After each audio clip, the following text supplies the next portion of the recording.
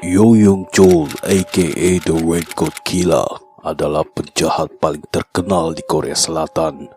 Kebanyakan korban kejahatannya adalah orang-orang yang lanjut usia dan juga pekerja seks komersial.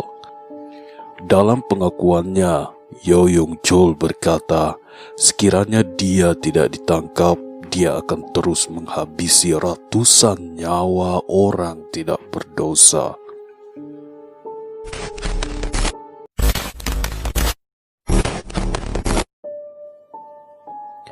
Yo-Young Chol dilahirkan pada tanggal 18 April 1970 di Seoul, Korea Selatan. Sewaktu kecil, ia hidup dalam kemiskinan sehingga sering dibuli di sekolah. Di kemudian hari, ini menjadi penyebab mengapa ia sangat membenci orang-orang kaya.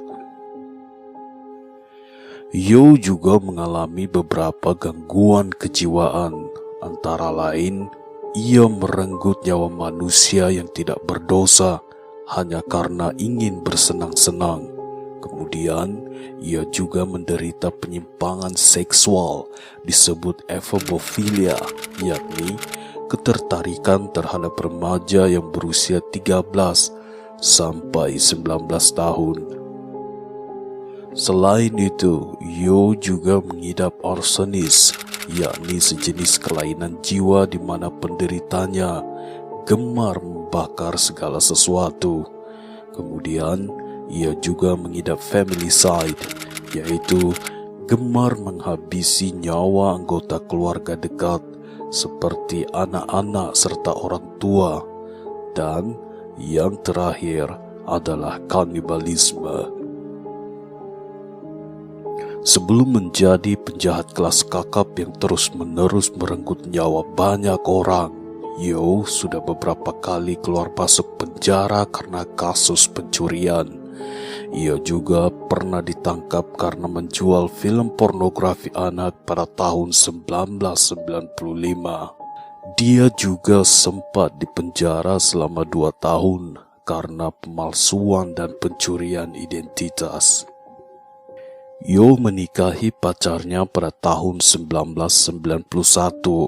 Dari pernikahan ini, ia mendapat seorang anak laki-laki. Namun, pada tahun 2000, ia ditangkap lalu dipenjara selama 3 tahun 6 bulan karena melecehkan seorang remaja yang baru berusia 15 tahun. Istrinya kemudian menggugat cerai Yo-Young Chol sewaktu di dalam penjara. Aksi pembantaian Yo-Young Chol dimulai 13 hari setelah ia keluar dari penjara. Pada tanggal 24 September 2003, ia memecah masuk ke dalam rumah seorang profesor, lalu menusuk leher profesor tersebut dengan pisau. Tidak cukup dengan itu, ia kemudian menghantam kepala profesor itu dan istrinya bertubi-tubi dengan palu hingga keduanya meninggal dunia di tempat. Yo-Young Chol merenggut nyawa korbannya dengan modus ini beberapa kali. Ia masuk ke rumah orang-orang kaya yang lanjut usia, lalu menghantam kepala mereka dengan palu hingga nyawa korban-korbannya melayang. Kemudian, ia dengan sengaja mengubah tempat kejadian seakan-akan kriminal yang terjadi adalah perampokan yang disertai dengan penghilangan nyawa. Namun, pihak kepolisian mengetahui kalau Yo sama sekali tidak mengambil uang. Disebabkan polanya mulai tercium, Yo beralih memburu PSK dan wanita-wanita panggilan.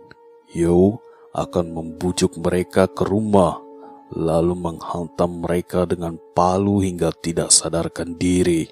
Setelah itu, Yo-Young Chol memenggal kepala mereka di kamar mandi. Yo biasanya memotong dan memisahkan anggota badan korbannya sebelum mengubur mereka. Dalam pengakuannya juga, Yo terkadang mengeluarkan ginjal korbannya untuk dimakan. Sebagian korban dibakar, sebagian lagi dibacok dan dicekik hingga meninggal dunia.